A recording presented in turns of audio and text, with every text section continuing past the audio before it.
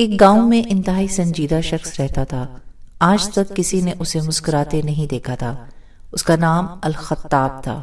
وہ اپنی سختی کی وجہ سے مشہور تھا۔ آج کل وہ کچھ زیادہ ہی سختی سے پیش آ رہا تھا۔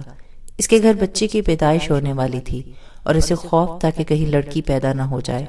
اس علاقے کے لوگ بچی کی پیدائش کو منحوس اور بدقسمتی کی علامت سمجھتے تھے۔ یا تو انہیں گاؤں کے لوگوں سے ذلت کا سامنا کرنا پڑتا یا وہ زندہ بچی کو دفنا دیتے۔ ایک دن الخطاب اپنے گھر سے جلدی بکریاں چرانے نکل پڑا۔ بکریاں چراتے ہوئے اس کا دماغ صرف ایک ہی طرف سوچ رہا تھا اور وہ تھا بچے کی پیدائش۔ جب شام ہوئی اور وہ گھر واپس لوٹا تو کیا دیکھتا ہے کہ اس کے گھر کے باہر لوگوں کا ہجوم ہے۔ وہ سوچنے لگا کہ پتہ نہیں کیا ہوا ہوگا۔ اسی دوران ایک بچہ اس کے پاس آیا اور بولا، میرے پاس تمہارے لیے خوشخبری ہے، پر اس کے بدلے مجھے تحفہ چاہیے۔ اس کی باتیں سن کے الخطاب ہلکا محسوس کرنے لگا اور خوشی سے بچے کو اپنی گود میں اٹھا کر بولا، بتاؤ کیا خوشخبری ہے؟ بچہ بولا، اگر تم نے مجھے وہ نہ دلایا جو مجھے چاہیے ہے تو میں نہیں بتاؤں گا۔ الخطاب بولا، بتاؤ کیا چاہیے تمہیں؟ بچہ خوشی سے بولا، نئے جوتے۔ الخطاب بولا، میں تمہیں نئے جوتے لے کر دوں گا۔ اس پر بچے نے بتایا کہ تمہیں لڑکا ہوا ہے۔ الخطاب نے جب یہ سنا تو وہ خوشی سے نہال ہو گیا اور بولا، لڑکا؟ ہاں، مبارک ہو، تمہارا بیٹا بس کچھ ہی دیر پہلے پیدا ہوا ہے۔ خوشی سے نہال ہوتے ہوئے الخطاب نے اس لڑکے سے کہا کہ میں تمہیں ایک نہیں 10 جوتے دلواؤں گا۔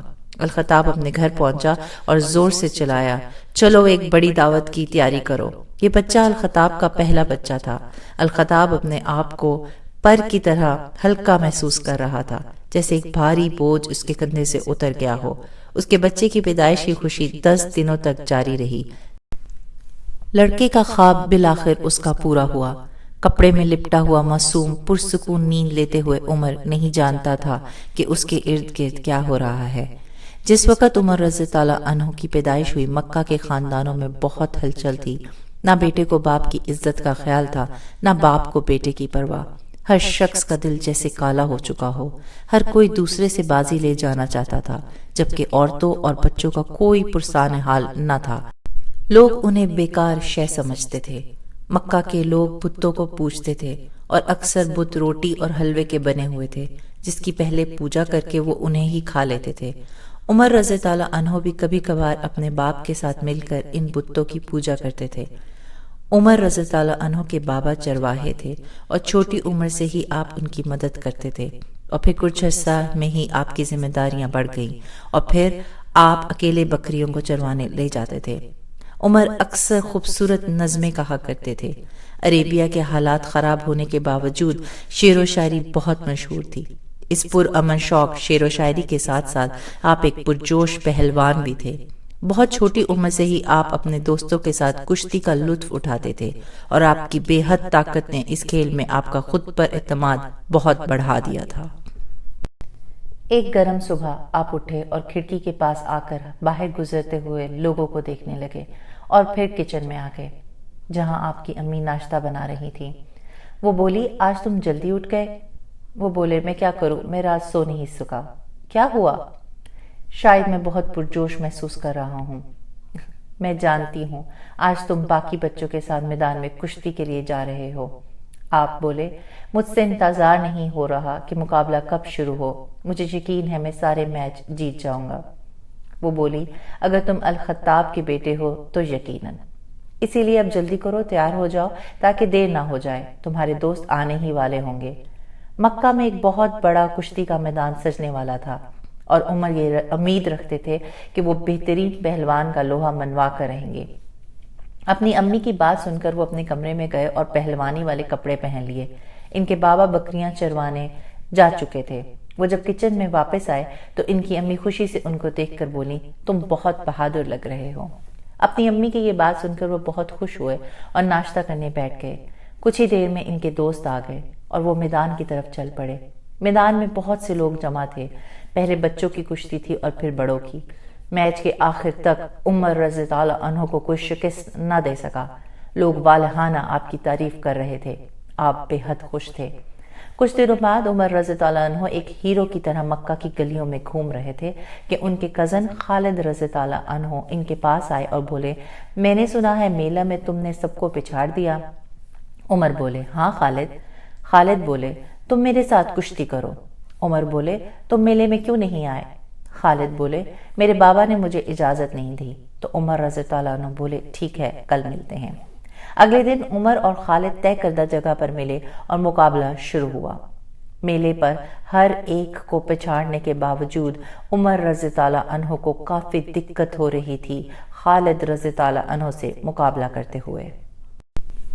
یقیناً خالد عمر سے مقابلہ کرنے کے قابل تھے۔ جو ہی عمر رضی اللہ عنہ کو لگتا کہ اب وہ خالد کو پچھاڑ دیں گے، خالد عمر کو زمین پر پٹک دیتے۔ عمر نے اپنے دان پسیجے اور زور سے خالد کی ٹانگ کو گرفت میں لیا۔ ان کے دوست بھاگتے ہوئے آئے اور دیکھا کہ ان کی ٹانگ ٹوٹ گئی ہے۔ میچ بغیر کسی نتیجے کے ختم کر دیا گیا۔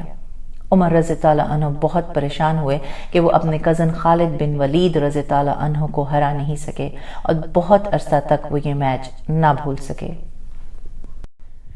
عمر الخطاب کے بیٹے ایک گرم مزاج نوجوان تھے اور ان چند لوگوں میں سے تھے جو ان لوگوں کو ستاتے تھے جو نبی کریم صلی اللہ علیہ وآلہ وسلم پر ایمان لائے تھے۔ ان کو جب پتا چلا کہ ان کے ہمسائے نبی کریم پر ایمان لے آئے ہیں تو وہ بہت غصے میں آ گئے اور اسی غصے میں انہوں نے اپنے ہمسائے کو بہت پیٹا۔ ایک دن مکہ کے کچھ معروف لوگ جن میں حضرت عمر بھی شامل تھے یہ گفتگو کر رہے تھے کہ اسلام کو پھیلنے سے کیسے روکا جائے۔ ہر کوئی اپنی رائے دے رہا تھا۔ کچھ کہہ رہے تھے کہ ان پر تشدد زیادہ کر دینا چاہیے اور کچھ کہہ رہے تھے کہ انہیں جلا وطن کر دینا چاہیے۔ آخرکار ہشام کی باری آئی اور وہ چلا کر بولا میرے خیال سے اس کا ایک ہی حل ہے کہ محمد کو قتل کر دیا جائے، معاذ اللہ۔ کمرے میں بیٹھے سب لوگ اکٹھے بولنے لگے۔ ہر ایک کی کوشش تھی کہ اس کی بات پہلے سنی جائے۔ ایک اونچی آواز سے چلایا یہ سب کیسے ہوگا؟ کون محمد کے رشتہ داروں کا مقابلہ کرے گا؟ جو کوئی بھی ایسا کرے گا وہ دراصل اپنے مرنے کی خواہش کر رہا ہوگا۔ پر ہشام بولا مجھے معلوم ہے یہ خطرناک کام ہے، پر جو کوئی بھی یہ کام کرے گا اسے 100 اونٹ انعام میں ملیں گے۔ سب ایک دوسرے کی طرف دیکھنے لگے کہ کون اتنا بہادر ہے جو یہ کام کرے گا۔ خاموشی چھا گئی۔ کوئی بھی اتنا خطرناک کام کرنے کو تیار نہ تھا۔ ایک شخص بولا ہشام یہ کام تم خود کر سکتے ہو اور ایسے اپنے 100 اونٹ اپنے پاس بھی رکھو گے۔ ہشام ہکلاتے ہوئے کچھ بولنے ہی والا تھا کہ ایک شخص نے مداخلت کی اور بولا اگر کوئی کام یہ کر سکتا ہے تو وہ صرف الخطاب کا بیٹا عمر ہے۔ سب نظریں عمر کی طرف اٹھ گئیں اور عمر رضی اللہ عنہ بلا جھجک بولے میں یہ کام کروں گا، بس مجھے یہ بتاؤ مجھے وہ کہاں ملیں گے۔ ایک شخص بولا وہ تمہیں ابن ارقم کے گھر ملیں گے۔ عمر رضی اللہ عنہ نے اپنی تلوار پکڑی اور دن کی روشنی میں ہی یہ کام کرنے نکل گئے۔ راستے میں انہیں نعیم رضی اللہ عنہ جو ان کے رشتہ دار بھی تھے ملے اور انہوں نے پوچھا کہاں جا رہے ہو عمر؟ وہ غصے سے بولے محمد کو قتل کرنے۔ نعیم رضی اللہ عنہ کو لگا ان کا دل بند ہو جائے گا۔ وہ مسلمان ہو چکے تھے اور انہوں نے یہ بات ابھی اپنے خاندان والوں کو نہیں بتائی تھی۔ وہ لرزتے ہوئے بولے کیا واقعی عمر؟ پہلے سے ہی غصے میں عمر اور ناراض ہو کر بولے کیا تمہیں لگتا ہے میں مذاق کر رہا ہوں؟ نعیم بہت بےتاب ہوئے اور کوئی کیسے اتنا بڑا کام عمر کو دے سکتا تھا، اور بولے تمہیں لگتا ہے اس کے بعد وہ تمہیں زندہ رہنے دیں گے؟ اور پھر بولے محمد کو قتل کرنے سے پہلے اپنے خاندان میں بھی ایک نظر دوڑا لو۔ عمر رضی اللہ عنہ رکے اور بولے کیا مطلب ہے تمہارا؟ کس خاندان کے رکن کی بات تم کر رہے ہو؟ میں تمہاری بہن فاطمہ اور بہنوئی سعید کی بات کر رہا ہوں، وہ دونوں اب مسلمان ہیں۔ عمر رضی اللہ عنہ نے جب یہ سنا تو وہ اپنی بہن کے گھر کی طرف چل پڑے۔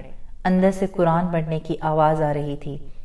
عمر رضی اللہ عنہ نے دروازہ ایسے کھٹکھٹایا جیسے توڑ ہی دیں گے۔ اندر فاطمہ، سعید اور حباب رضی اللہ عنہ جو اسلام قبول کرنے والے چند پہلے بندوں میں سے تھے اور لوہے کے تاجر تھے، قرآن کی سورۃ طٰہٰ کی تلاوت کر رہے تھے۔ فاطمہ کو فوراً احساس ہوا کہ یقیناً دروازے پہ عمر ہے جسے معلوم ہو گیا ہے کہ ہم نے اسلام قبول کر لیا ہے۔ انہوں نے فوراً حباب رضی اللہ عنہ کو قرآن کے اس پیپر کے ساتھ جس سے وہ تلاوت کر رہے تھے چھپ جانے کا بولا۔ ڈرتے ہوئے فاطمہ نے دروازہ کھولا اور عمر سیدھا اپنے بہنوئی سعید کے پاس پہنچا اور بولا کیا تم نے اپنا دین بدل لیا ہے؟ شاید جو دین ہم نے منتخب کیا ہے وہ تمہارے دین سے بہتر ہے، سعید رضی اللہ عنہ بولے۔ یہ سننا تھا کہ عمر نے اپنے بہنوئی پر حملہ کر دیا، جس قدر زور سے ہو سکتا تھا وہ انہیں مار رہے تھے۔ فاطمہ رضی اللہ عنہ بیچ میں آئی چھڑوانے کے لیے، لیکن عمر رضی اللہ عنہ نے انہیں بھی ایک زوردار تھپڑ رسید کر دیا جس کی بنا پر وہ زمین پر گر گئیں اور سر سے خون نکلنے لگا۔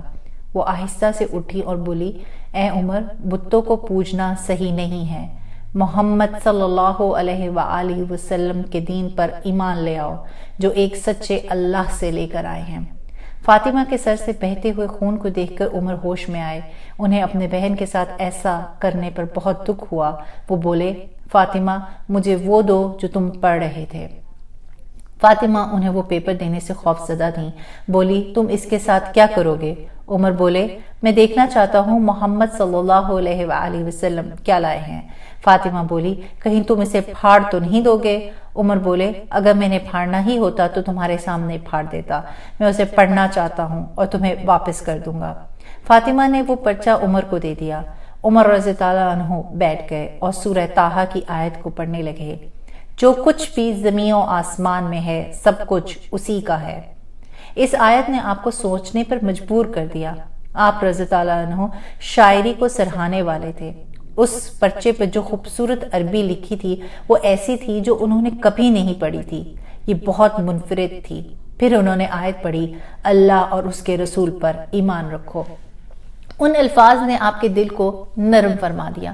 عمر کو محسوس ہوا جیسے اس کا غصہ اور نفرت کوئی بہا لے گیا ہے اور اس کی جگہ نرمی اور محبت نے لے لی ہے۔ اپنی آنکھوں میں آنسو لیے ہوئے وہ پرچہ آپ نے فاطمہ کو واپس کر دیا۔ انتہائی خوبصورت الفاظ آپ بولے، ایسے الفاظ نہ تو میں نے کہیں پڑھے نہ سنے۔ فاطمہ اور سعید کی حیرانی اور خوشی کی کوئی انتہا نہ تھی۔ عمر رضی اللہ عنہ پھر بولے، اللہ کے سوا کوئی معبود نہیں اور محمد صلی اللہ علیہ وآلہ وسلم اس کے رسول ہیں۔ عمر رضی اللہ عنہ نے دین اسلام کو چن لیا۔ فاطمہ رضی اللہ عنہا اس سے پہلے اتنی خوش کبھی نہ تھی۔ آپ ہنستے ہوئے رو رہی تھی۔ عمر رضی اللہ عنہ اپنے بہنوئی سے بولے، مجھے محمد اور اس کے دین کے بارے میں اور بتاؤ۔ چھپے ہوئے حباب رضی اللہ عنہ سامنے آئے اور عمر رضی اللہ عنہ کو بے حد خوشی سے محمد اور دین اسلام کے بارے میں بتانے لگے۔ وہ اس قدر متاثر ہوئے اور بولے، مجھے محمد کے پاس لے چلو۔ حباب رضی اللہ عنہ بولے، اے عمر، خوشخبری ہے کہ تم نے سچا راستہ چن لیا۔ محمد صلی اللہ علیہ وآلہ وسلم کی دعا قبول ہو گئی۔ وہ ہمیشہ تمہارے لیے دعا کرتے تھے کہ تم ایمان لے آؤ۔ یہ سن کر آپ رضی اللہ عنہ اور پرجوش ہو گئے اور بولے، چلو سیدھا ان کے پاس چلیں۔ حباب رضی اللہ عنہ اور عمر رضی اللہ عنہ دونوں مل کر ابن ارقم کے گھر چل پڑے۔ کچھ ہی دیر میں وہ وہاں پہنچ گئے اور دروازے پر دستک دی۔ جن صحابی نے دروازہ کھولا وہ عمر کو دیکھ کر ہوشیار ہو گئے اور فوراً اندر کی جانب بھاگے اور اندر کے لوگوں کو بتایا عمر آئے ہیں اور ان کے پاس تلوار بھی ہے۔ حمزہ رضی اللہ عنہ جو نبی کریم صلی اللہ علیہ وآلہ وسلم کے چچا بھی تھے بولے، آنے دو اسے اندر، اگر تو وہ اچھی نیت سے آیا ہے تو خوش آمدید، لیکن اگر اس کی نیت اچھی نہیں تو اسی کی تلوار سے میں اس کی گردن اتار دوں گا۔ عمر اور حباب رضی اللہ عنہ کو اندر بلایا گیا جہاں نبی کریم صلی اللہ علیہ وآلہ وسلم نے ان کا استقبال کیا۔ اے الخطاب کے بیٹے، تمہیں کیا چیز یہاں لے کر آئی ہے؟ گھبرائے اور لرزتے ہوئے عمر نے اپنے وہ الفاظ دہرائے جو انہوں نے اپنی بہن کے گھر کہے تھے، میں گواہی دیتا ہوں اللہ کے سوا کوئی معبود نہیں اور میں گواہی دیتا ہوں کہ آپ اس کے بندے اور رسول ہیں۔ نبی کریم صلی اللہ علیہ وآلہ وسلم نے جب یہ الفاظ سنے تو آپ صلی اللہ علیہ وآلہ وسلم نے خوشی سے نعرہ بلند کیا، اللہ اکبر، اللہ اکبر، اور صحن میں کھڑے تمام صحابی اس نعرے میں شامل ہو گئے، اللہ اکبر، اللہ اکبر۔ عمر رضی اللہ عنہ کے ایمان لانے سے نبی کریم صلی اللہ علیہ وآلہ وسلم اور صحابی بے پناہ خوش تھے۔ عمر مکے کے نہ صرف طاقتور انسان تھے بلکہ آپ بے حد بہادر اور جرأت مند انسان تھے۔ صحن میں کھڑے تمام صحابہ نے آپ کو ایمان لانے پر مبارکباد پیش کی۔ پھر عمر نے نبی کریم صلی اللہ علیہ وآلہ وسلم سے پوچھا، اے اللہ کے نبی، ہم کتنے مسلمان ہیں یہاں؟ آپ نے فرمایا قریباً 40 سے زیادہ۔ جب آپ رضی اللہ عنہ نے یہ سنا تو وہ خوش ہوئے اور بولے، تو پھر ہمیں اپنا دین چھپانے کی کیا ضرورت ہے؟ چلیں مسجد الحرام چلتے ہیں اور وہاں عبادت کرتے ہیں۔ نبی کریم صلی اللہ علیہ وآلہ وسلم نے آپ کی تجویز قبول کی اور آپ سب کعبہ کی طرف چل دیے۔ وہ 2 قطاریں بنائے چل رہے تھے، ایک کو حمزہ رضی اللہ عنہ لیڈ کر رہے تھے اور ایک کو عمر رضی اللہ عنہ۔ ارد گرد کے لوگوں نے جب ان کے مضبوط ارادے دیکھے تو کسی کو جرت نہ ہوئی ان کے سامنا کرنے کی، اور وہ لوگ مسجد الحرام پہنچ گئے۔ مسلمانوں کو اس طرح کعبہ کی طرف جاتے دیکھ کر کفار کا ماتھا ٹھنکا۔ یہ وہ وقت تھا جب مسلمان اپنے گھروں سے بغیر کسی ضرورت کے نہیں نکلتے تھے۔ کفار عمر رضی اللہ عنہ کو بھی ان کے درمیان دیکھ کر حیران تھے۔ ابو جہل سب سے پہلے بولا، اے عمر، یہ سب کیا ہے؟ تم یہاں کس کے ساتھ آئے ہو؟ عمر رضی اللہ عنہ شیر کی طرح دھاڑے، میں یہاں ایک اللہ اور اس کے رسول کے ساتھ آیا ہوں، آج سے میں بھی مسلمان ہوں۔ یہ باتیں صرف ابو جہل کے لیے نہیں بلکہ پورے مکہ کے لوگوں کے لیے تھیں۔ ابو جہل کو یقین نہ آیا، وہ حیرانگی سے لوگوں کی طرف دیکھنے لگا۔ عمر رضی اللہ عنہ نے لوگوں کی طرف دیکھا اور بولے، کوئی ہلے گا نہیں۔ کفار ڈر گئے، کوئی ایک لفظ بھی نہ کہہ سکا اور ایک ایک کر کے وہ وہاں سے چلے گئے۔ کعبہ کی جگہ خالی ہو گئی۔ نبی کریم صلی اللہ علیہ وآلہ وسلم کے ساتھ تمام مسلمانوں نے کعبہ کا طواف کیا اور پھر سب کے سامنے آپ نے عبادت کی۔ اس کے بعد آپ صلی اللہ علیہ وآلہ وسلم نے عمر رضی اللہ عنہ کو الفاروق کا خطاب دیا، جس کا مطلب ہوتا ہے جو غلط اور صحیح کے درمیان فرق کر سکے۔ کفار سے یہ سب برداشت نہ ہوا کہ مسلمان اس قدر بہادری کا مظاہرہ کریں۔ انہیں اس بات کی سمجھ ہی نہ آئی کہ اس قدر چھوٹا مجمع لوگوں کا ہمیں صرف لفظوں سے شکست دے گیا اور سر عام عبادت کی۔ انہوں نے قسم کھائی کہ وہ کچھ بھی کریں گے یہ سب روکنے کے لیے۔ کفار نے مسلمانوں کے بائیکاٹ کا اعلان کیا۔ انہوں نے تمام رشتے ناطے ان کے ساتھ توڑ دیے۔ نہ کوئی انہیں کچھ بیچے گا اور نہ ان سے کچھ خریدے گا۔ یہ ایک نیا فیز تھا مسلمانوں اور کفار کی لڑائی میں۔ اسلام پھیل رہا تھا، بہت سے قبیلے اسلام قبول کر چکے تھے اور جوں جوں مسلمان بڑھ رہے تھے ان کی مشکلات بھی کفار کے ساتھ بڑھ رہی تھیں۔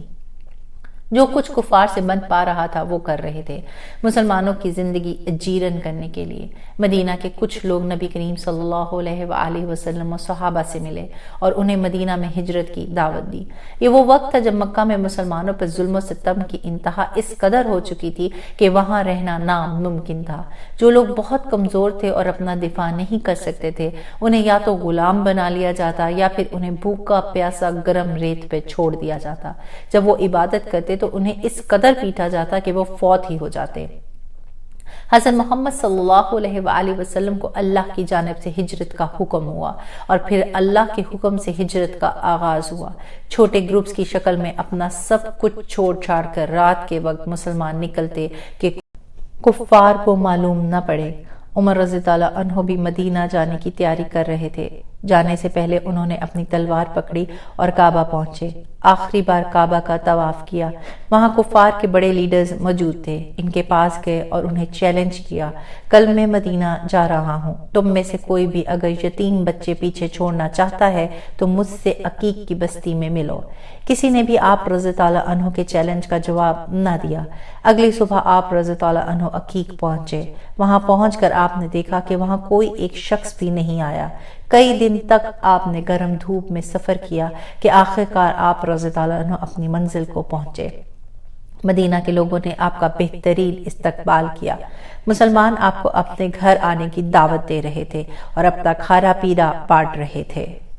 مدینہ میں عبادت کرنے کے لیے ہر کوئی آزاد تھا۔ یہ آسانی اور مکہ میں مسلمانوں کے سنگین حالات عمر رضی اللہ عنہ کو اور پریشان کر رہے تھے۔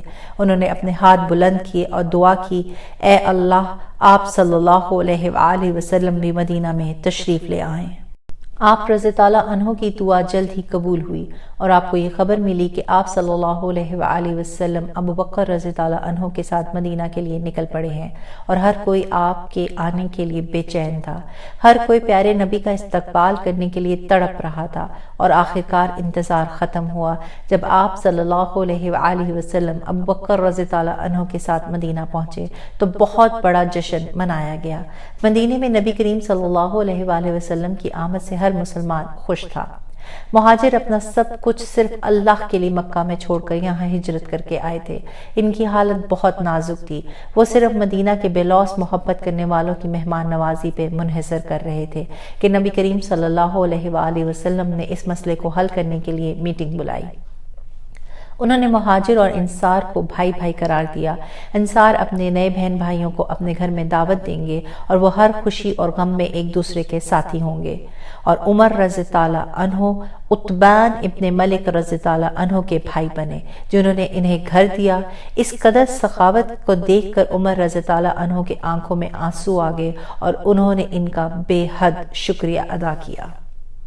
عتبان رضی اللہ عنہ کی طرح باقی مدینے کے لوگوں نے بھی اپنے مہاجر بھائیوں کا ہر لحاظ سے ساتھ دیا اور انہیں گھر، کھانا پینا، غرض ہر شے ان کے ساتھ بانٹی۔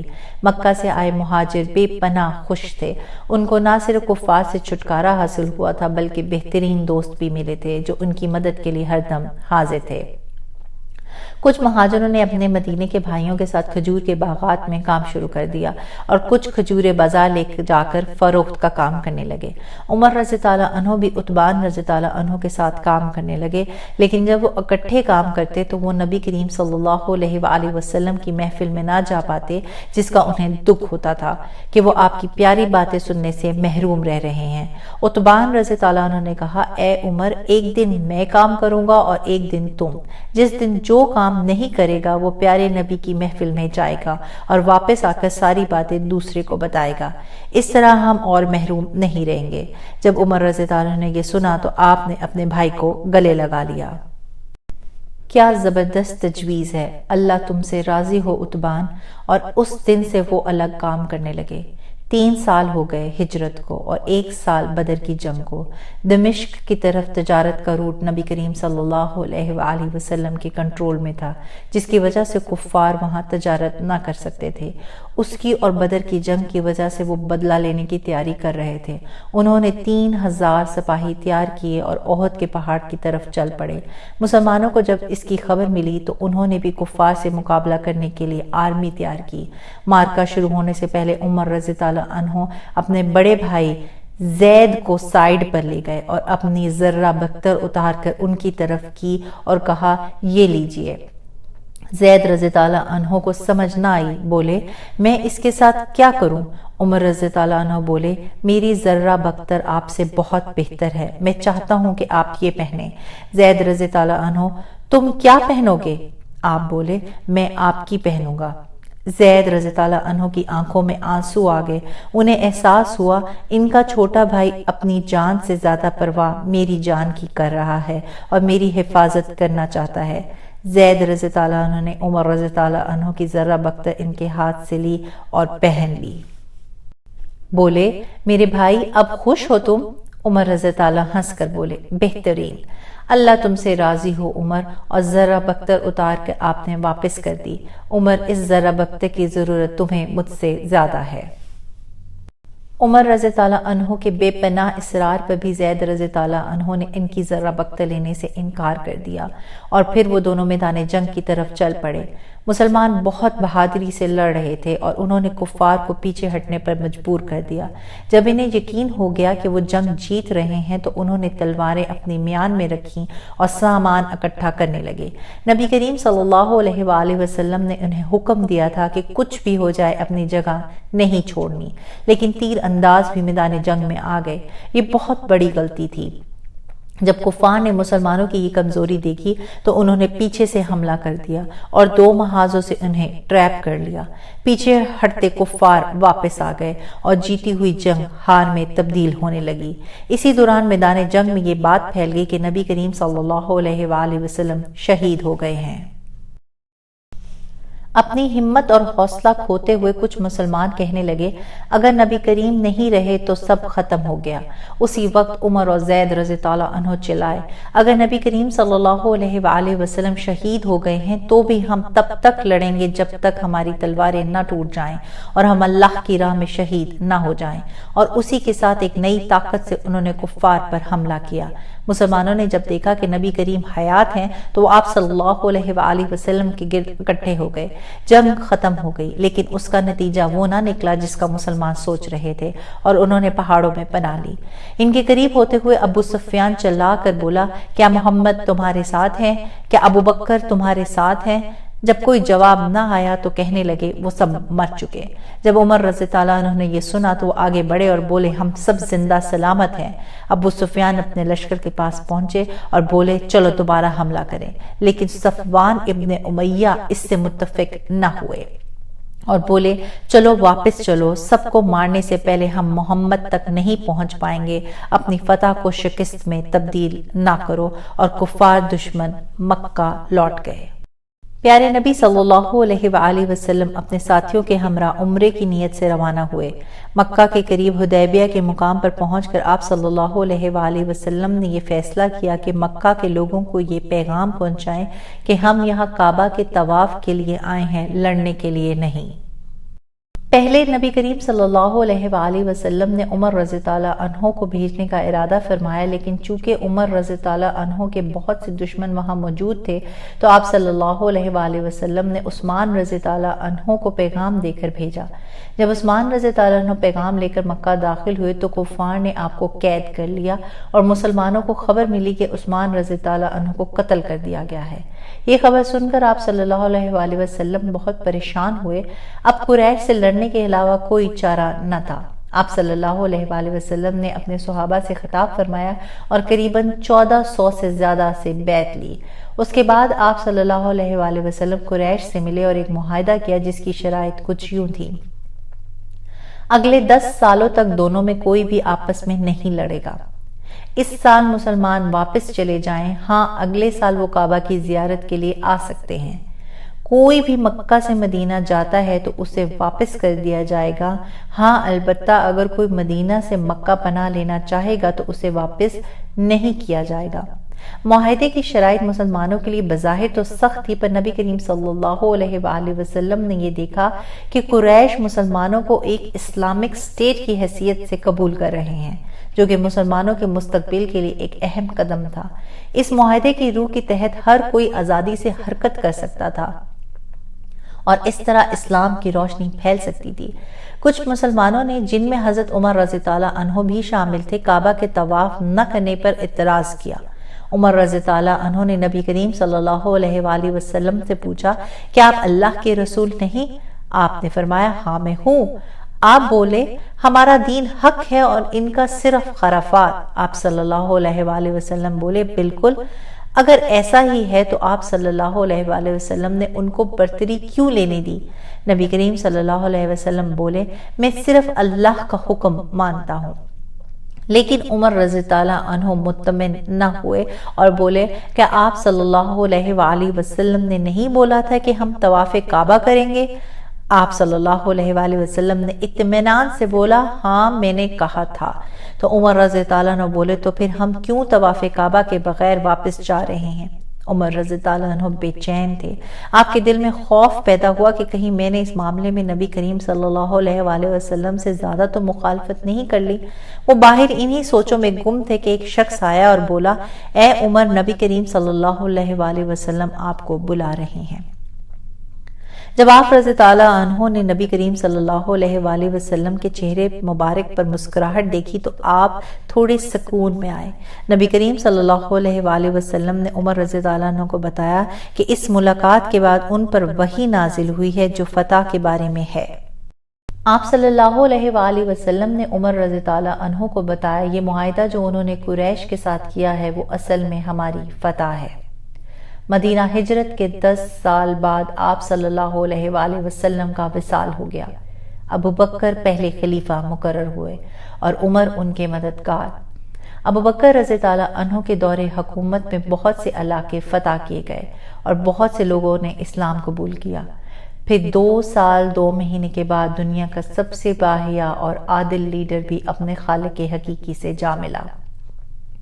آپ رضی اللہ عنہ نے اپنی وفات سے پہلے اپنی ڈیوٹیز عمر رضی اللہ عنہ کے حوالے کرنے کا فیصلہ کیا اور اس پر بات کرنے کے لیے آپ رضی اللہ عنہ نے ایک ایک کر کے مسلمانوں کے بڑوں کو دعوت دی، جن میں سب سے پہلے آپ رضی اللہ عنہ نے عبد الرحمن ابن عوف رضی اللہ عنہ، جن کو نبی کریم صلی اللہ علیہ وآلہ وسلم نے جنت کی بشارت اسی دنیا میں ہی دے دی تھی، ان سے بات کی۔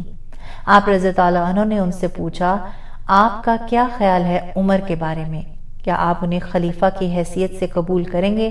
عبد الرحمن بولے آپ عمر کو مجھ سے بہتر جانتے ہیں، پر ابو بکر رضی اللہ عنہ بولے میں آپ کی رائے جاننا چاہتا ہوں۔ وہ بولے عمر اس منصب کے اہل ہیں، لیکن انہیں غصہ بڑی جلدی آ جاتا ہے۔ پھر انہوں نے عثمان رضی اللہ عنہ اور اسید ابن حدیر سے رضی اللہ عنہ سے پوچھا، ان دونوں نے کہا آپ کے بعد عمر سے بہتر کوئی نہیں، وہ خلیفہ بننے کے لیے سب سے بہترین ہے۔ ابو بکر رضی اللہ عنہ نے عثمان رضی اللہ عنہ سے قلم اور پیپر منگوایا اور لکھا میں اپنے بعد عمر کو خلیفہ نامزد کرتا ہوں، اس کی اطاعت کرنا۔ اس کے بعد آپ رضی اللہ عنہ نے گھر سے باہر کھڑے لوگوں سے خطاب کیا، میں نے عمر کو اپنی جگہ خلیفہ مقرر کیا ہے، کیا تم اس سے راضی ہو؟ کیا تم اسے قبول کرتے ہو؟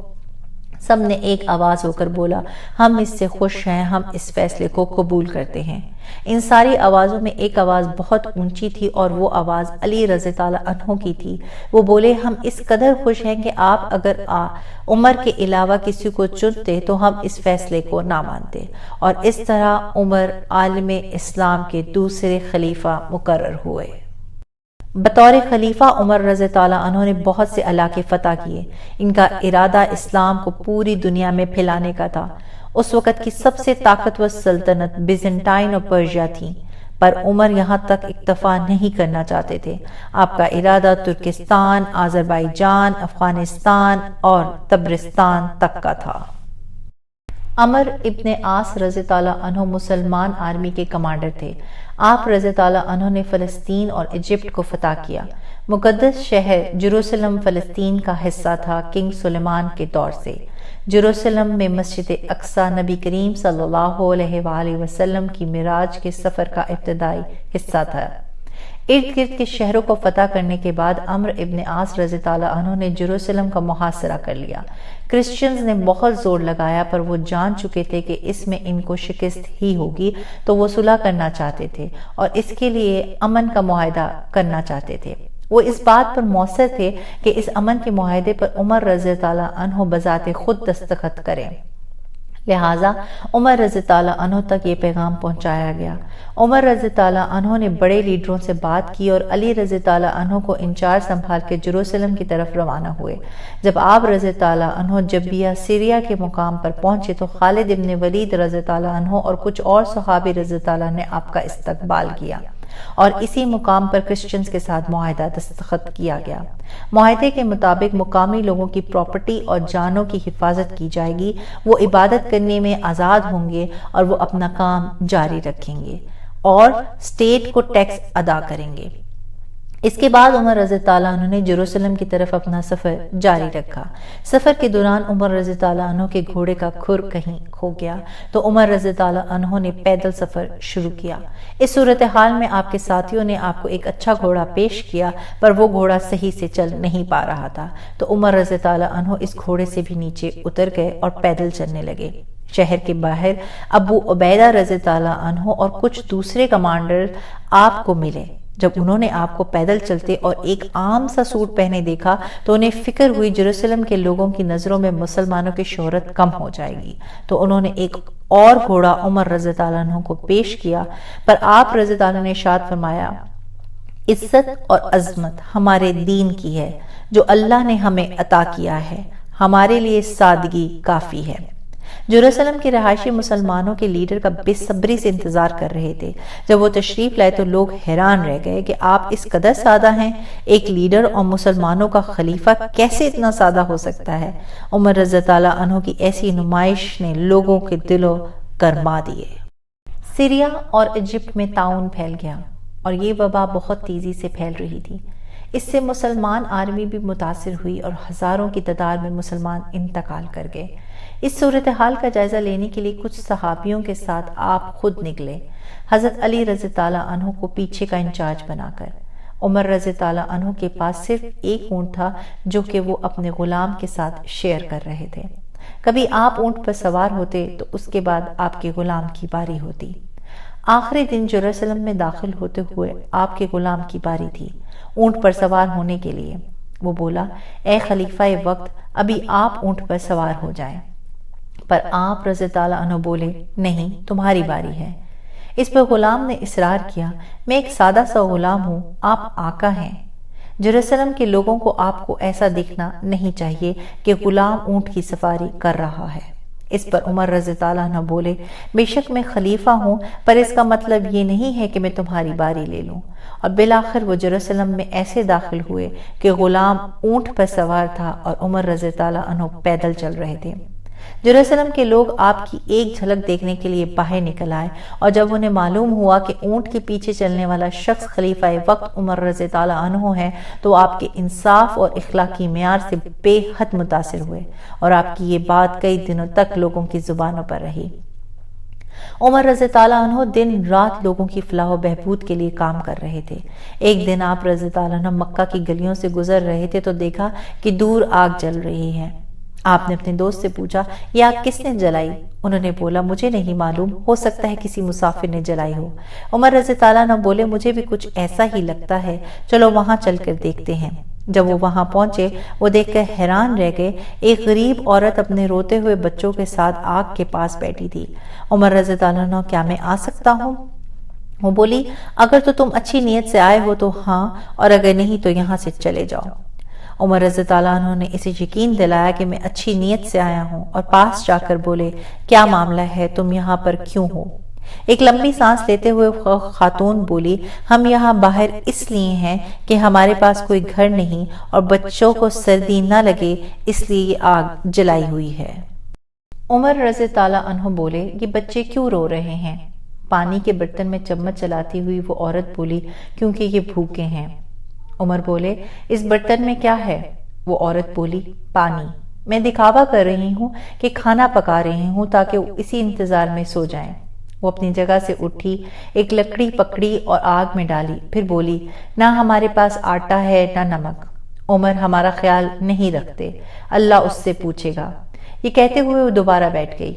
उमर रज़ी अल्लाह अन्हु ने औरत की इस बात से बहुत मुतासिर हुए, बोले, अल्लाह उसे माफ करे।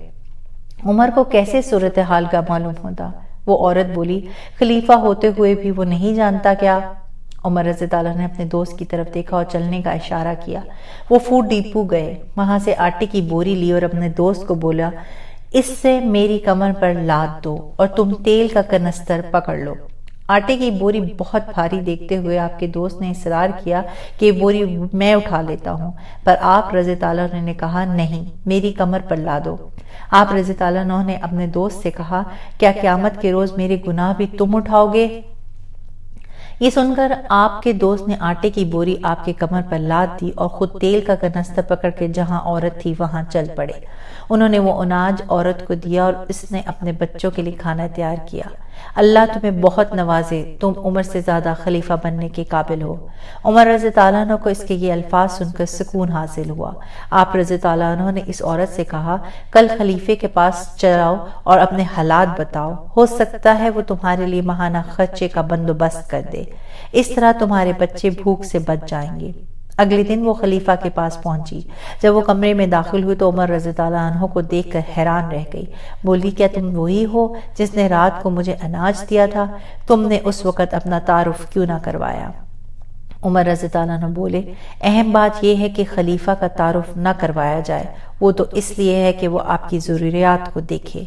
उमर रज़ी अल्लाह अन्हु ने इस औरत के तमाम मसाइल सुने और फिर उन्होंने इसका महाना वजीफा लगा दिया ताकि वो अपनी मुश्किलात को हल कर सके।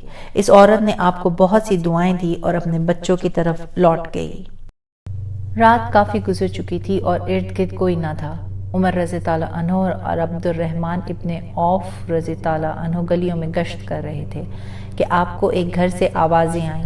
उमर रज़ी अल्लाह अन्हु बोले, ए अब्दुर्रहमान, क्या तुम्हें मालूम है ये किसका घर है? वो बोले, नहीं। उमर रज़ी अल्लाह अन्हु बोले, ये राबिया इब्ने उम्मैर का घर है। अंदर लोग शराब के नशे में हैं, ये पी रहे हैं और चला रहे हैं। कौन जाने रात के इस पहर ये किस हालत में होंगे। इससे पहले कि दूसरे लोगों के लिए मसला बने, चलो इन्हें पकड़ें और सजा दें। अब्दुर्रहमान ने उमर रज़ी अल्लाह अन्हु की तरफ हैरानगी से देखा और फिक्रमंदी से बोले, अगर हमने ऐसा किया तो हम खुद को सजा देंगे, इनको नहीं। عمر رضی اللہ عنہ بولے کیا مطلب؟ عبد الرحمن رضی اللہ عنہ نے وضاحت کی اللہ نے فرمایا لوگوں کی خفیہ شرم کی تحقیق نہ کرو اور ہم یہاں یہ کرنا چاہتے ہیں، ہم جو کر رہے ہیں وہ سزا کے قابل چیز ہے۔ جب عمر رضی اللہ عنہ نے یہ سنا تو بولے تم صحیح کہہ رہے ہو، میں نے اس طرح سے سوچا ہی نہیں تھا، چلو چلیں اس جگہ سے۔ جاتے ہوئے عمر رضی اللہ عنہ ہلکی آواز میں اپنے آپ سے کہنے لگے اے اللہ لوگوں کو حق پرست دوستوں سے محروم نہ کرنا اور کسی کو اپنے فیصلے پر زیادہ اصرار کرنے والا نہ ہونے دینا۔ ہم کتنے دنوں سے چل رہے ہیں؟ ایک لمبے سفر سے تھک کر چور ہو کر عورت بولی۔ اس کا شوہر بھی پریشان تھا اور انتظار کر رہا تھا کہ کاروان تھوڑا وقفہ لے۔ وہ اپنی بیوی کو بولا بس تھوڑا اور انتظار کرو، لیکن عورت نے اصرار کیا اور بولی شام ہونے والی ہے، ہوا ٹھنڈی ہو رہی ہے اور سب سے اوپر بچے بھوکے ہیں، کاروان بھی تھک چکا ہے، کاروان کے سردار کے پاس جاؤ اور اسے بولو کہ جہاں ہم آرام کر سکیں وہاں رکے۔ اس کا شوہر بولا اگر تمہاری یہی خواہش ہے تو اچھا جاتا ہوں۔ وہ کاروان کے سردار کے پاس گیا اور ساری بات کہی۔ کاروان کا سردار ایک بوڑھا شخص تھا، وہ اس کی بات سمجھ گیا اور کسی مناسب جگہ پر رکنے کے لیے تیار ہو گیا۔ شوہر نے واپس آ کر اپنی بیوی کو یہ خوشخبری دی، وہ بھی خوش ہو گئی۔ مدینہ کے پاس ایک خالی کھلی جگہ کے پاس کاروان آ کر رکا۔ سردار نے ہاتھ ہوا میں اٹھایا اور بولا رات گزارنے کے لیے ہم یہاں خیمے لگائیں گے، اچھے سے آرام کرو کیونکہ صبح جلدی ہم نکل پڑیں گے۔ عورت نے کھانا بنانا شروع کیا اور اس کے شوہر نے خیمے نصب کیے۔ اس کے بعد وہ ایک خیمے میں ملے اگلے دن پر بات کرنے کے لیے۔ ان میں سے ایک شخص بولا ہم سب تھکے ہوئے ہیں اور ہم اس جگہ کو بھی نہیں جانتے، اگر ہمارے ساتھ کچھ ہو گیا۔ کاروان کا سردار بھی فکر مند تھا، لیکن لوگوں کی باتیں سننے کے بعد بولا فکر نہ کرو، میں اس جگہ کو جانتا ہوں، وہ روشنی جو تم دیکھ رہے ہو مسلمانوں کے شہر سے آ رہی ہے، وہاں سے ہمیں کوئی نقصان نہیں پہنچا سکتا ہے۔ ایک اور شخص بولا میں نے بھی سنا ہے مسلمان قابل اعتماد لوگ ہیں، لیکن ہم کرسچن ہیں، وہ ہم سے برے طریقے سے پیش آ سکتے ہیں کیونکہ ہم ان کے دین سے نہیں۔ سردار بولا تم صحیح کہہ رہے ہو، یہی اچھا ہوگا کہ ہم اپنی حفاظت کریں، ہمیں رات کی سیکیورٹی کا انتظام کرنا چاہیے۔ انہوں نے 6 جوان آدمی رات کی سیکیورٹی کے لیے منتخب کیے اور باقی سب سونے چلے گئے۔ ابھی 2 گھنٹے بھی نہ گزرے ہوں گے کہ وہ 6 سیکیورٹی کے جوان بھی سو گئے، وہ بھی باقی کاروان کے لوگوں کی طرح بہت تھک چکے تھے۔ اب کاروان میں کوئی بھی ایسا بندہ نہ تھا جو جاگ رہا ہو۔ اسی وقت ایک آدمی کاروان کے پاس پہنچا، انہوں نے سب سے پہلے یہ دیکھا کہ کاروان کی کوئی سیکیورٹی ہے، اور یہ آدمی خلیفہ وقت حضرت عمر رضی اللہ عنہ خود تھے۔ جب انہوں نے دیکھا کہ کاروان کی حفاظت پہ کوئی بھی مامور نہیں ہے تو انہوں نے اس امید کے ساتھ ایک بار دوبارہ چیک کیا کہ کوئی گارڈ کھڑا ہو۔ یہ جگہ جہاں کاروان نے اپنے خیمے نصب کیے تھے وہ جگہ بھی محفوظ نہ تھی، ہر قسم کا بندہ وہاں سے گزر سکتا تھا اور آرام سے ان کی چیزیں چرا سکتا تھا۔ عمر رضی اللہ عنہ اپنے دوست عبد الرحمن ابن عوف رضی اللہ عنہ کے پاس گئے اور ان کا دروازہ کھٹکھٹایا۔ عبد الرحمن رضی اللہ عنہ نے پریشانی میں دروازہ کھولا کہ اس پہر کون آ گیا؟ وہ حضرت عمر رضی اللہ عنہ کو دیکھ کر حیران رہ گئے اور بولے کیا ہوا مومنوں کے سردار؟ عمر رضی اللہ عنہ بولے تیار ہو جاؤ، ہمیں جانا ہے۔ کہاں؟ ایک کاروان شہر سے باہر خیمہ لگائے آرام کر رہا ہے، ہمیں ادھر جانا ہے، چوکیداری کرنی ہے ان کی۔ وہ کہاں سے آئے ہیں اور کہاں جا رہے ہیں؟ مجھے نہیں معلوم، وہ سب سو رہے ہیں۔ عبد الرحمن جلدی سے تیار ہونے لگے اور بولے بے شک میں آپ کے ساتھ فوراً چل رہا ہوں۔ وہ جلدی جلدی اس طرف پہنچے اور ایک پہاڑی پر بیٹھ کر خیمے پر نظر رکھنے لگے۔ کاروان کے گارڈز ابھی تک سو رہے تھے۔ کچھ دیر بعد ایک جوان کی آنکھ کھلی تو اس نے عمر رضی اللہ عنہ اور عبد الرحمن بن عوف رضی اللہ عنہ کو دیکھا۔ وہ اس قدر نیند میں تھا کہ اسے معلوم ہی نہ چلا کہ وہ حقیقت میں ہے یا خواب میں، اور وہ دوبارہ سو گیا۔ کچھ لمحوں کے بعد وہ دوبارہ اٹھا۔ اس نے جو لوگ دیکھے تھے وہ چور بھی ہو سکتے تھے۔ اس نے دوبارہ ان کی طرف دیکھا، نہیں، یہ لوگ چور نہیں ہو سکتے ہیں، اگر انہوں نے ہمیں نقصان ہی پہنچانا ہوتا تو ابھی تک چوری کر کر جا چکے ہوتے۔ وہ اپنے آپ سے بولا ہو سکتا ہے سردار نے انہیں ہائر کیا ہو سیکیورٹی کے لیے۔ فجر کا وقت ہونے والا تھا۔ عمر رضی اللہ عنہ اور عبد الرحمن ابن عوف رضی اللہ عنہ مدینے کی طرف چل پڑے نماز کے لیے۔ وہ نوجوان سردار کے پاس گیا اور پوچھا کیا تم نے 2 گارڈز رات کے وقت حفاظت کے لیے ہائر کیے تھے؟ سردار بولا تم کس کی بات کر رہے ہو؟ جب نوجوان نے ان 2 لوگوں کا بتایا تو سردار ایک دم ہوشیار ہو گیا۔ پورے کاروان میں یہ بات پھیل گئی کہ 2 اجنبی لوگوں کو کاروان کے پاس دیکھا گیا ہے۔ خوف و ہراس کی فضا میں ہر کوئی اپنا سامان چیک کرنے لگا۔ جب کسی کا کچھ بھی سامان غائب نہیں ہوا تھا تو وہ سوچنے لگے کیوں وہ ہماری حفاظت کریں گے؟ سردار نے اس جوان سے پوچھا اگر تم انہیں دیکھو تو پہچان لوگے؟ ہاں، وہ بولا۔ ایک پہاڑی پر سردار چڑھا، آس پاس کے علاقے پر نظر دوڑاتے ہوئے بولا وہ لوگ زیادہ دور نہیں گئے ہوں گے، جاؤ اور ان 2 آدمیوں کو ڈھونڈو اور پوچھو کہ وہ کاروان کی حفاظت کیوں کر رہے تھے۔ وہ جوان نکل پڑا اور اس نے مدینے کی انٹرس پر ہی عمر رضی اللہ عنہ اور عبد الرحمن ابن عوف رضی اللہ عنہ کو دیکھ لیا۔ ان کو معلوم نہ پڑے اس نوجوان نے ان کا پیچھا کیا اور پھر کچھ لوگوں سے معلوم کیا کہ یہ کون لوگ ہیں۔ ایک شخص نے اس کا جواب دیا کہ خلیفہ وقت عمر رضی اللہ عنہ ہیں اور ایک ان کے گہرے دوست عبد الرحمن ابن عوف رضی اللہ عنہ ہیں۔ نوجوان کو اپنے کانوں پر یقین نہ آیا، وہ سمجھا شاید لوگ مجھ سے مذاق کر رہے ہیں، یہ کیسے ممکن ہے کہ خلیفہ وقت کاروان کی حفاظت کرے؟ اس نے اپنے آپ سے کہا کہ ممکن نہیں ہے۔ جب اس نے باقی لوگوں سے پوچھا اور انہوں نے بھی یہی بتایا تو اسے یقین آیا کہ یہ سچ ہے اور بھاگا سردار کو بتانے کے لیے۔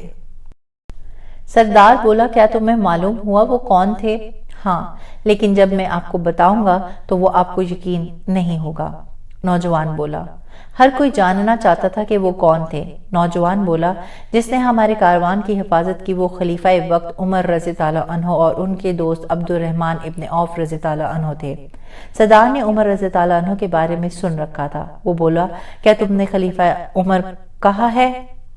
ہاں، وہ عمر رضی اللہ عنہ تھے۔ سردار ایک بوڑھا اور جہاندیدہ شخص تھا۔ اس نے اپنے ارد گرد کے لوگوں کو کہا میرے دوستو، خلیفہ عمر کا شاندار برتاؤ ان کے دین کی طرف سے آیا ہے، میں ان کے پاس جا رہا ہوں اور میں اسلام قبول کروں گا۔ کاروان کے لوگوں نے جب یہ سنا اور سردار کو عمر رضی اللہ عنہ کے پاس جاتے ہوئے دیکھا تو وہ بھی راضی ہو گئے مسلمان ہونے پر۔ سب نے مل کر عمر رضی اللہ عنہ کو ڈھونڈا اور دیر تک ان سے باتیں کرتے رہے اور پھر دین اسلام قبول کر مسلمان ہو گئے۔ ایک سیاسی میٹنگ کے لیے گریس سے ایک سفیر مدینہ آیا۔ شہر میں داخل ہوتے ہوئے اس نے پہلے شخص سے پوچھا مجھے عمر کہاں ملیں گے؟ ایک ساتھی نے جواب دیا خلیفہ کا کوئی محل نہیں ہے، ان کے دل میں ایک چمکتا ہوا محل ہے، وہ غریب لوگوں کی طرح ایک چھوٹے گھر میں رہتے ہیں۔ یونانی سفیر کو اس نے جو سنا اس پر یقین نہ آیا، یہ کیسے ہو سکتا ہے کہ ملک کا سربراہ محل میں نہ رہتا ہو؟ اس نے بھاری تحفے جو اپنے ساتھ لایا تھا ایک طرف رکھے اور عمر رضی اللہ عنہ کی تلاش میں چل پڑا۔ لوگوں نے جو راستہ بتایا تھا اس پر چلتے ہوئے وہ عمر رضی اللہ عنہ کے گھر پہنچ گیا۔ ایک خاتون سے اس نے پوچھا عمر مجھے کہاں ملیں گے؟ اس عورت نے ایک درخت کی طرف اشارہ کیا جس کے نیچے عمر رضی اللہ عنہ بیٹھے تھے۔ وہ بولی وہ عمر ہیں۔ سفیر نے انہیں دیکھا، یہ کیسے عمر ہو سکتے ہیں بغیر کسی گارڈ کے درخت کے نیچے بیٹھے ہوئے؟ جب عمر رضی اللہ عنہ نے اسے قریب آتے دیکھا تو آپ کھڑے ہو گئے اور اس کا استقبال کیا۔ انہوں نے سفیر کو درخت کے نیچے ہی بیٹھنے کی دعوت دی۔ وہ اکٹھے بیٹھے اور دیر تک باتیں کرتے رہے۔ یونانی سفیر حضرت عمر رضی اللہ عنہ سے بے حد متاثر ہوا۔ رات کے وقت اکثر عمر رضی اللہ عنہ مدینے کی گلیوں کا گشت کیا کرتے تھے کہ اگر کسی کو کوئی ضرورت ہو۔ ایک رات یوں ہی آپ گشت کر رہے تھے کہ آپ نے ایک عورت کو قرآن کی آیت پڑھتے ہوئے سنا کہ تم جہاں بھی ہو اللہ تمہارے ساتھ ہے، میری بیٹی دودھ میں پانی ڈال کر ابالنا۔ عمر رضی اللہ عنہ وہاں رک گئے اور سننے لگے کہ اس عورت کی بیٹی کیا جواب دیتی ہے۔ وہ لڑکی بولی امی کیا عمر رضی اللہ عنہ نے ہمیں منع نہیں کیا کہ دودھ میں پانی شامل کر کے مت ابالنا؟ اس عورت نے جواب دیا عمر رضی اللہ عنہ ابھی یہاں نہیں ہے، انہیں کیسے پتا چلے گا کہ دودھ میں پانی شامل کیا گیا ہے؟ اس کی بیٹی بولی جی امی خلیفہ اس وقت یہاں نہیں ہے، وہ ہمیں نہیں دیکھ سکتے پر اللہ دیکھ رہا ہے اور وہ جانتا ہے۔ عمر رضی اللہ عنہ نے جب لڑکی کا جواب سنا تو وہ بہت خوش ہوئے۔ آپ رضی اللہ عنہ وہاں سے قرآن کی آیت پڑھتے ہوئے چل دیے کہ تم جہاں بھی ہو اللہ تمہارے ساتھ ہے۔ اگلی صبح عمر رضی اللہ عنہ نماز کے بعد اس عورت کے گھر تشریف لے گئے، دروازے پر دستک دی۔ اس عورت نے جب دروازہ کھولا تو عمر رضی اللہ عنہ کو دیکھ کر حیران رہ گئی، بولی اے خلیفہ کیا آپ کو کچھ چاہیے؟ عمر بولے میں پوچھنا چاہ رہا تھا کیا تمہاری بیٹی شادی شدہ ہے؟ وہ بولی وہ کنواری ہے۔ عمر رضی اللہ عنہ بولے تو پھر میں اس کا ہاتھ اپنے بیٹے عاصم کے لیے مانگتا ہوں۔ وہ عورت یہ سن کر بہت خوش ہوئی، بولی یہ ہمارے لیے بہت اعزاز کی بات ہوگی، میں اپنی بیٹی سے پوچھ لوں تو کیوں نہیں۔ جب اس لڑکی سے پوچھا گیا تو وہ خوشی سے راضی ہو گئی۔ تو یہ تھی وہ لڑکی جس نے مناسب طرز عمل پر اپنی ماں کو سبق دیا اور خلیفہ وقت عمر رضی اللہ عنہ کی بہو بننے کا شرف حاصل کیا۔ بصرہ کے گورنر بننے کے بعد ابو موسیٰ الاشعری اپنا خطبہ شروع کرنے سے پہلے اللہ کا شکر ادا کرتے، پھر نبی کریم صلی اللہ علیہ وآلہ وسلم پہ درود و سلام بھیجتے اور پھر عمر رضی اللہ عنہ کی تعریف کرتے۔ ایک دن دابا ابن محسان نامی شخص نے ان سے پوچھا آپ ابو بکر رضی اللہ عنہ کی تعریف کیوں نہیں کرتے اپنے خطبے میں؟ ابو موسیٰ الاشعری کو یہ بات پسند نہ آئی اور عمر رضی اللہ عنہ کو شکایت کا خط لکھ دیا۔ عمر رضی اللہ عنہ نے جواب میں دابا نامی شخص کو اپنے پاس آنے کا حکم دیا۔ کچھ عرصے بعد عمر رضی اللہ عنہ کا سامنا ایک شخص سے ہوا، وہ مسافر تھا، مٹی سے اٹے کپڑے پہن رکھے تھے۔ عمر رضی اللہ عنہ نے اسے سلام کیا اور اس شخص نے سلام کا جواب دیا اور اپنا تعارف کروایا کہ میں دابا ابن محسان ہوں اور میں بصرہ سے آ رہا ہوں۔ عمر رضی اللہ عنہ کے چہرے کے تاثرات بدل گئے، وہ بولے تو پھر میں تمہیں خوش آمدید نہیں کرتا۔ دابا عمر رضی اللہ عنہ کے اس جواب سے خوش نہ ہوا، لیکن وہ اپنے ارادے پر مضبوط تھا کہ اس معاملے میں انصاف لے کر رہے گا۔ اس نے اپنے جذبات کو قابو میں کیا اور بولا اگرچہ آپ مجھے خوش آمدید نہ کریں، نیکی اور امن اللہ کی طرف سے ہے، لیکن میں آپ سے پوچھنا چاہتا ہوں اگرچہ میں گنہگار نہیں تو آپ نے مجھے بصرہ سے یہاں کیوں بلوایا ہے؟ آپ نے میرے ساتھ ایسا سلوک کیوں کیا؟ کیا آپ نہیں جانتے اللہ آپ سے اس کا سوال کرے گا؟ جب عمر رضی اللہ عنہ نے یہ سنا تو انہوں نے پوچھا تم میرے گورنر کو کیوں پریشان کر رہے ہو؟ تم اس کے ساتھ کیوں مخالفت کرتے ہو؟ ایک لمبا سانس بھرتے ہوئے دابا بولا میں آپ کو سب بتاتا ہوں، اور وہ سارا قصہ بتانے لگا اور پھر بولا صرف یہی چیز تھی جو ہم دونوں کے درمیان ہوئی۔ جب عمر رضی اللہ عنہ نے یہ سب سنا تو آپ کو بہت افسوس ہوا، انہیں اس چیز کا احساس ہو گیا کہ ان سے غلطی ہوئی ہے۔ کسی انسان کو جج کرنے بغیر اسے سنے، انہیں پہلے دونوں طرف کا مدعا سننا چاہیے تھا اور پھر فیصلہ کرنا چاہیے تھا۔ آپ رضی اللہ عنہ کی آنکھوں میں آنسو آ گئے اور آپ نے دابا سے کہا تم صحیح ہو، ہر کوئی غلطی کر سکتا ہے، پر اہم بات یہ ہے کہ وہ اس غلطی پر اصرار نہ کرے۔ اللہ نے ارشاد فرمایا ہے جب میرے ماننے والے جان جائیں کہ ان سے غلطی ہوئی ہے تو وہ کبھی اس پر اصرار نہیں کرتے۔ دابا نے عمر رضی اللہ عنہ کو معاف کر دیا۔ عمر رضی اللہ عنہ نے ارشاد فرمایا اصل میں ابو بکر کا ایک دن اور ایک رات عمر کی پوری زندگی سے بہتر ہے۔ ایک مرتبہ ایک آدمی کو بطور گواہ عمر رضی اللہ عنہ کے پاس لایا گیا۔ عمر رضی اللہ عنہ چاہتے تھے کہ اسے ٹیسٹ کیا جائے یہ مضبوط گواہ ہے یا نہیں۔ آپ رضی اللہ عنہ نے اسے بلوایا اور کہا کوئی ایسا شخص لے کر آؤ جو تمہیں اچھے سے جانتا ہو۔ وہ آدمی گیا اور کچھ ہی دیر بعد اپنے ساتھ ایک شخص کو لے کر آیا۔ عمر رضی اللہ عنہ نے اس بندے سے پوچھا کیا تم اس بندے کو جانتے ہو؟ وہ شخص بولا جی میں اسے جانتا ہوں، یہ اچھا انسان ہے۔ یہ جواب کافی نہیں تھا عمر رضی اللہ عنہ کے لیے۔ وہ بولے تمہارا اس شخص کے ساتھ کیا رشتہ ہے؟ مثلاً کیا یہ تمہارا ہمسایہ ہے؟ کیا تم جانتے ہو اس کے گھر کون آتا جاتا ہے؟ وہ بولا میں اس کا ہمسایہ نہیں ہوں۔ عمر رضی اللہ عنہ نے پوچھا کیا تم نے اس کے ساتھ سفر کیا ہے؟ وہ بولا نہیں۔ کیا تم نے اس کے ساتھ کاروبار کیا ہے؟ وہ بولا اے مومنوں کے سردار نہیں۔ تو آپ رضی اللہ عنہ بولے میرے خیال سے تم نے اس کو عبادت اور قرآن پڑھتے دیکھا ہے اور اسی وجہ سے تم کہہ رہے ہو یہ اچھا انسان ہے۔ وہ بولا آپ بالکل صحیح کہہ رہے ہیں، یہی وجہ ہے۔ اس پر عمر رضی اللہ عنہ بولے اگر یہ وجہ ہے تو تم در حقیقت اس بندے کو صحیح سے جانتے ہی نہیں، تم اپنے کام پر واپس جا سکتے ہو۔ طلحہ ابن عبید اللہ دیر رات اپنے گھر کو لوٹ رہے تھے کہ انہوں نے اپنے ہمسائے کے گھر سے ایک لمبے آدمی کو نکل کر جاتے ہوئے دیکھا۔ اس گھر میں صرف ایک بوڑھی خاتون رہتی تھی۔ اگرچہ وہ ان کے بارے میں زیادہ نہیں جانتے تھے، لیکن انہیں تعجب ہوا کہ یہ کون سا شخص ہے جو رات کے اس پہر یہاں سے جا رہا تھا۔ اس شخص نے طلحہ رضی اللہ عنہ کو نہ دیکھا اور آگے نکل گیا۔ اپنے گھر جاتے ہوئے طلحہ رضی اللہ عنہ نے سوچا کہ اچھا ہوگا کہ میں یہ راز خود ہی حل کر لوں۔ اگلی صبح طلحہ رضی اللہ عنہ اس بوڑھی خاتون کے گھر گئے، دروازے پر دستک دی، اندر سے آواز آئی، آ جاؤ۔ طلحہ رضی اللہ عنہ گھر کے اندر داخل ہوئے تو دیکھا کہ ایک بوڑھی اندھی خاتون گھر میں موجود ہے۔ پہلے آپ نے ان کو سلام کیا، پھر پوچھا کیا آپ کے کوئی رشتہ دار ہیں؟ وہ بولی اللہ کے سوا میرا کوئی نہیں۔ پھر طلحہ رضی اللہ عنہ نے سیدھے پوچھ لیا، کل رات ایک شخص کو آپ کے گھر سے نکلتے دیکھا، وہ کون تھا؟ ایک لمبی سانس لیتے ہوئے وہ بوڑھی عورت بولی، خلیفہ عمر رضی اللہ عنہ۔ وہ رات میں میرے گھر آتے ہیں، میرا گھر صاف کرتے ہیں، بستر بناتے ہیں اور باقی کاموں میں میری مدد کرتے ہیں۔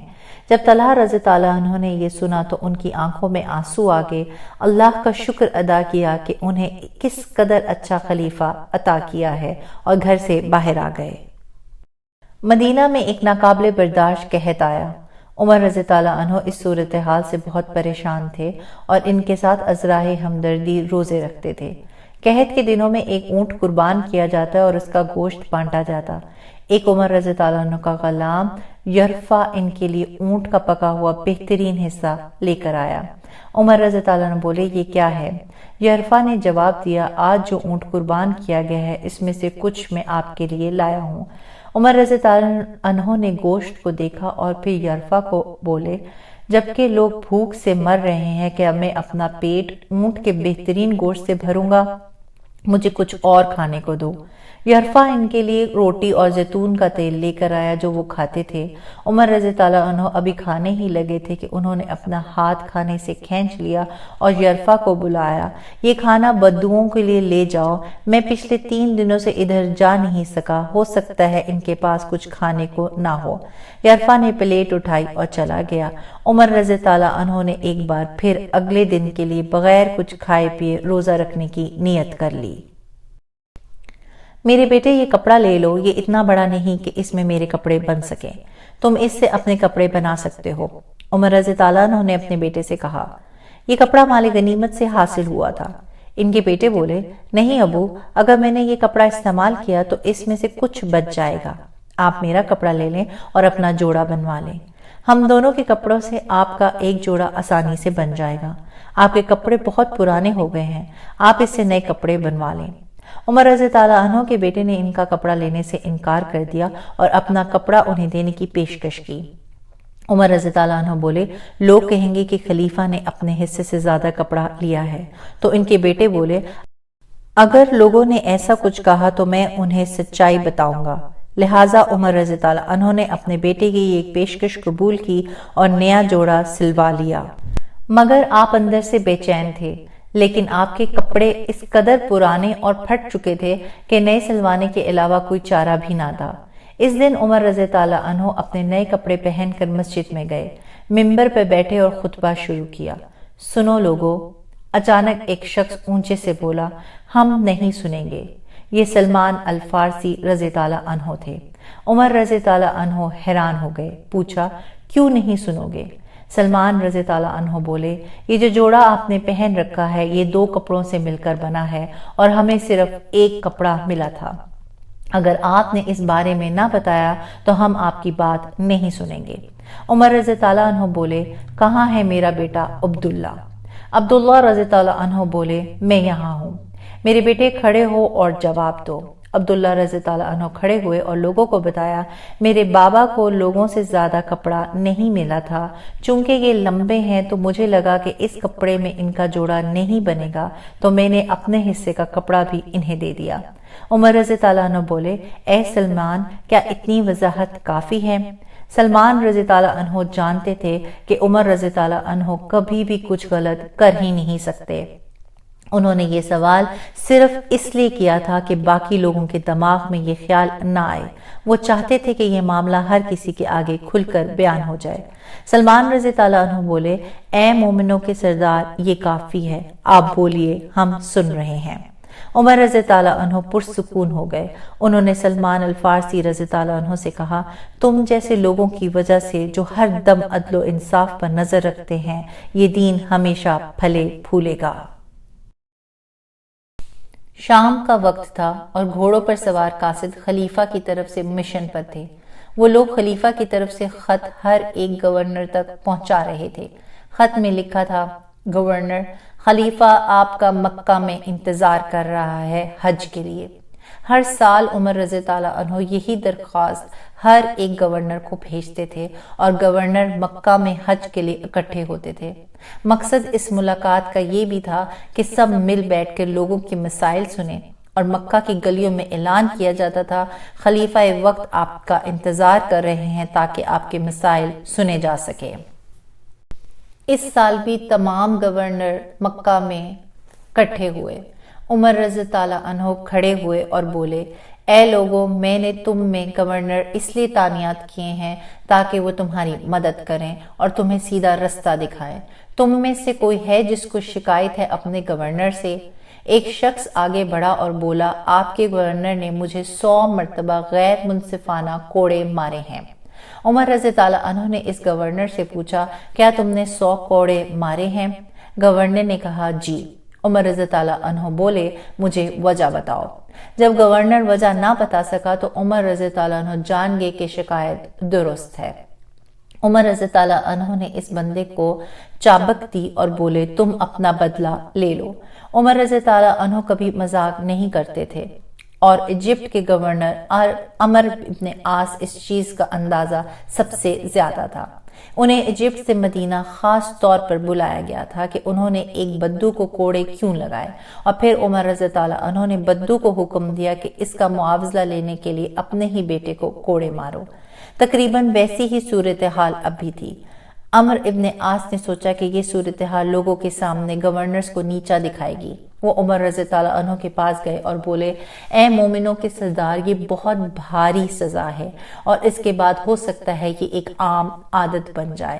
میں گورنر کو ترجیح نہیں دے سکتا ہوں۔ عمر رضی اللہ عنہ نے کہا۔ ایک بار پھر اس شخص کو بولا، آؤ اپنا حق بدلہ لے لو۔ عمر نے دوبارہ کوشش کی، کیا وہ آدمی اپنا بدلہ چھوڑ سکتا ہے اگر ہم اسے راضی کر لیں کہ تم اسے چھوڑ دو؟ عمر رضی اللہ عنہ بولے، اگر وہ آدمی خود سے چھوڑ دیتا ہے تو اس میں کچھ نہیں کہوں گا۔ لوگ حیران تھے کہ ایک بڑے علاقے کے گورنر کو پوری قوم کے سامنے جواب دہ کیا گیا تھا۔ یہ ایسی چیز تھی جو روز روز نہیں ہوتی ہے۔ انہوں نے اللہ کا شکر کیا کہ ان کا خلیفہ ایسا ہے جو اس طرح سے عدل قائم کرتا ہے۔ کافی دیر تک وہ اس آدمی سے بات کرتے رہے اور بالآخر اس نے 200 دینار کے بدلے اپنا بدلہ معاف کیا، اور وہ گورنر تمام لوگوں کے سامنے کوڑے کھانے کی ذلت سے بچ گیا۔ ایک دن صبح کے وقت مسلمان فجر کی نماز کے لیے مسجد جا رہے تھے۔ ایک ایرانی غلام ابو لولو بھی مسجد جا رہا تھا۔ ابو لولو ایک لوہار، لکڑہارا اور پتھر کا کام کرنے والا تھا۔ یہ شخص اچھا خاصا کماتا تھا، لیکن وہ سوچتا تھا کہ وہ بہت زیادہ ٹیکس دیتا ہے، اور اس نے عمر رضی اللہ عنہ کو بولا کہ وہ اس کا ٹیکس کچھ کم کریں، لیکن عمر رضی اللہ عنہ نے انکار کر دیا اور بولے، یہ ریٹ زیادہ ہرگز نہیں ہے۔ اس دن سے ابو لولو کے دل میں عمر رضی اللہ عنہ کے لیے نفرت بھر گئی اور اس نے آپ کو قتل کرنے کا ارادہ کیا۔ اپنے پلان کو عملی جامہ پہنانے کے لیے وہ صبح جلدی اٹھا اور باقی ساتھیوں کے ساتھ مسجد روانہ ہوا۔ اس نے اپنا منہ ڈھانپ رکھا تھا کہ کوئی اسے پہچان نہ سکے، اور وہ مسجد میں داخل ہوا۔ اپنا رستہ سامنے کی طرف بناتے ہوئے وہ عمر رضی اللہ عنہ کے جتنے قریب ہو سکتا تھا بیٹھ گیا۔ ہمیشہ کی طرح عمر رضی اللہ عنہ سامنے سے مڑے، اپنے دائیں بائیں دیکھا اور لوگوں کو دعوت دی کہ ان کے اور قریب ہو جائے۔ اس کے بعد انہوں نے نماز شروع کی، اللہ اکبر، اور ان کے پیچھے نمازیوں نے بھی یہ الفاظ دہرائے اور اپنے ہاتھ سینے سے لگا لیے۔ یہ وہ وقت تھا جس کا ابو لولو انتظار کر رہا تھا، اور اس نے اپنے خنجر سے آپ رضی اللہ عنہ پر وار کر دیا۔ سب کچھ چند ہی لمحوں میں ہوا اور عمر رضی اللہ عنہ زمین پر گر پڑے۔ ابی بکیر نے پیچھے سے قاتل کو پکڑ لیا۔ اس بار ابو لولو نے خود پر وار کیا اور پھر خنجر ادھر ادھر گھماتے ہوئے اس نے بھاگنے کی کوشش کی، لیکن عبداللہ ابن عوف نے اپنا اوور کوٹ اس کے اوپر پھینکا تاکہ وہ زمین پر گر جائے۔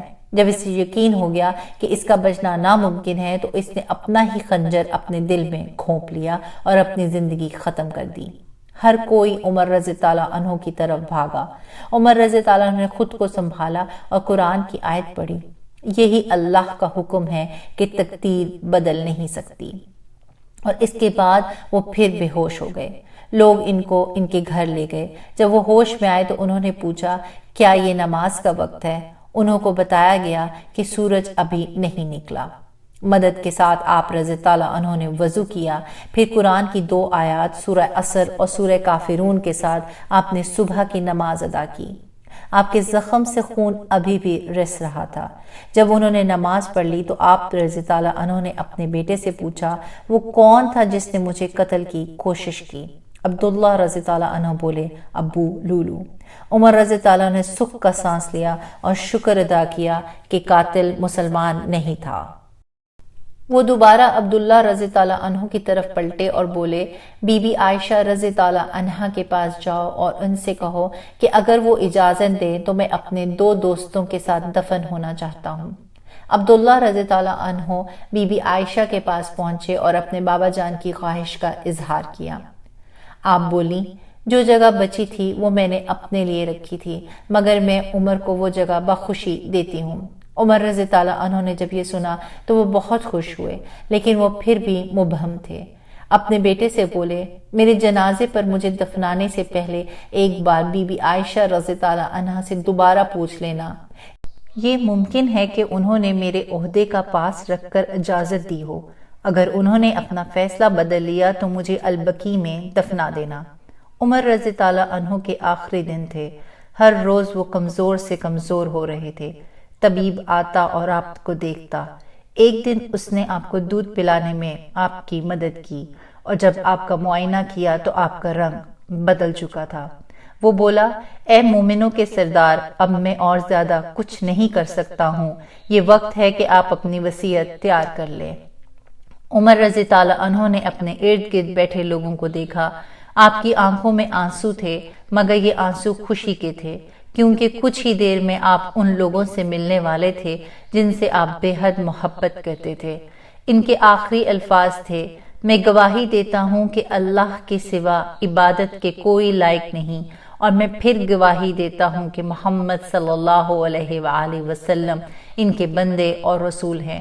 ان الفاظ کے ساتھ آپ اس جہاں فانی سے دوسرے جہاں منتقل ہو گئے۔ وہ شخص جو کہ عدل کا نمونہ تھا 63 سال کی عمر میں وفات پا گیا، بالکل اسی کی طرح جنہیں وہ سب سے زیادہ محبت کرتے تھے، محمد مصطفیٰ صلی اللہ علیہ وآلہ وسلم۔